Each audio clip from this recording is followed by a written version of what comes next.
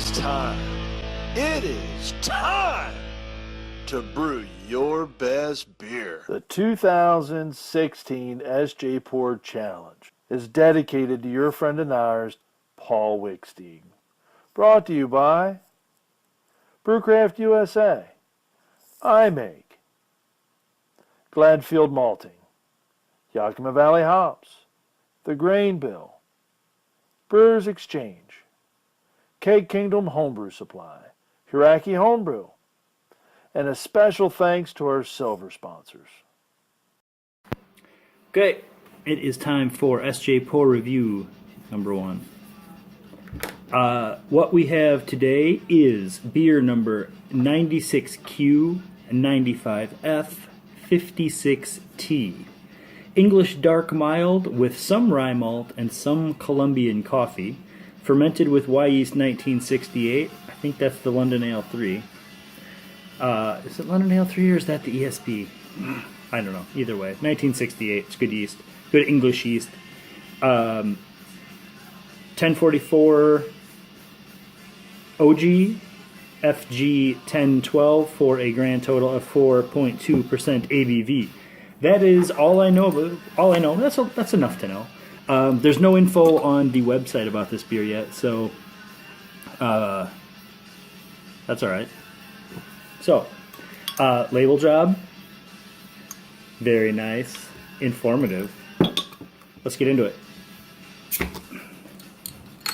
Right away, it's got a good hiss off the bottle. There's nothing. There's no gusher or anything. We're gonna drink it out of a tulipy glass, and here we go.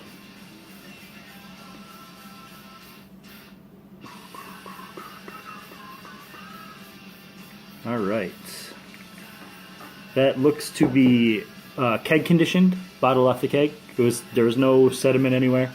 My glass is halfway clean. We'll call it halfway. So let's do a little appearance on this thing. It is dark, but there's definite ruby highlights around this beer. It's really clear. It's just hard to see through because it's so dark.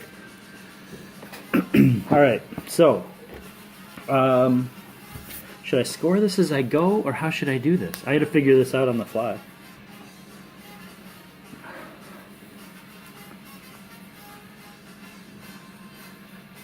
So on the aroma, you get just a hint of like a classic sweet English malt thing happening, and maybe just a hint of coffee right at the front of the aroma. But it's almost like a more malt-driven coffee than a coffee, which is it smells like a good beer. It smells like a classic English, like a dark mild, which, since it says English dark mild right on the bottle, fuck off, fly. That's probably a good thing. So the aroma, I think, is good. Let's have a little sip. Cheers to mystery brewer, whoever you are.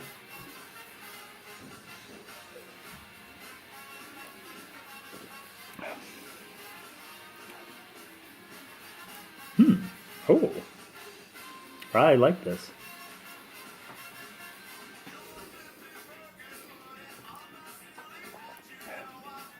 So this is a really smooth beer. Seriously, fly.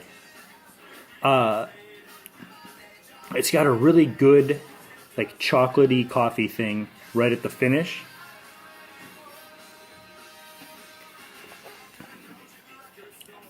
Carbonation is right there. It's maybe a little bit high for this beer, but it's not like high like a flaw high.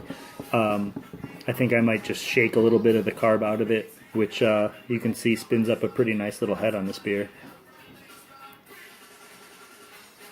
Fly, honestly. Okay, so I am going to pause this video. I'm going to let this warm up a little bit, actually. I'm going to lovingly cup it for a little bit. It's not at straight fridge temp, but I think this is going to benefit from a little bit of just being a couple degrees warmer. And I'm going to kill this fly because one more time on my face, not good. And I'm going to run through and score this thing, and then I will come back and we will talk a little more about it once I, learn how to use my words and think. Okay, so we've had a few minutes to kind of chew through this beer a little bit. Here's my thoughts on it. I really like the direction it's headed. I don't think it's quite as good as it could be. I feel like either some lactose or some oats in this beer to kind of up the mouthfeel and like make it feel like a bigger beer, even though the ABV wouldn't be bigger. Could be a really good thing. I really like the dark, mild character of it. And obviously being in the Midwest, I don't get a ton of like legit good English beer over here. I've had some really good like English milds, dark milds. I've also had some really crappy ones. This one is up there with the really good ones. I like this beer quite a bit. This is a nice, like, sit and play euchre, and you could just sip on these all night and be a perfectly happy camper. I love the look of it. It's a super dark beer, but I wish I could catch. Well, you can kind of catch that ruby highlight coming through there. I really love that look in a beer. It's just it's a pretty beer. The head doesn't stick around long, but it's always there. It's really easy to spin it up. The execution of the packaging and carbonation and the cellarmanship of this beer is really, really good.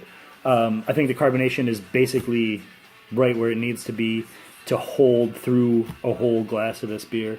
Yeah, it's good. I like it.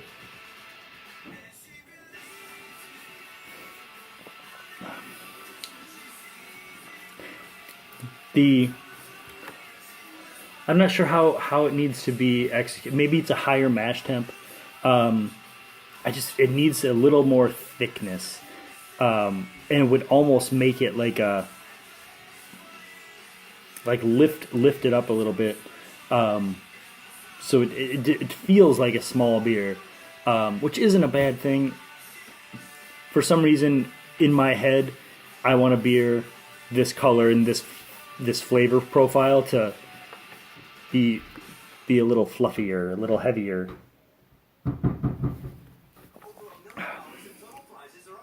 But all in all, 96Q-95F-56T. This is very well done.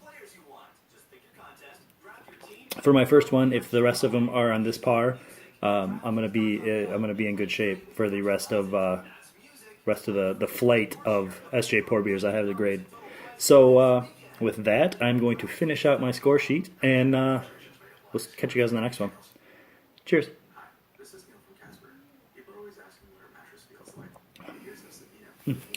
Tasty stuff. Hit the off button. Off. Damn you, turn off.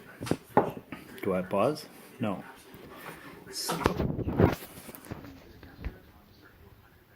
What happened?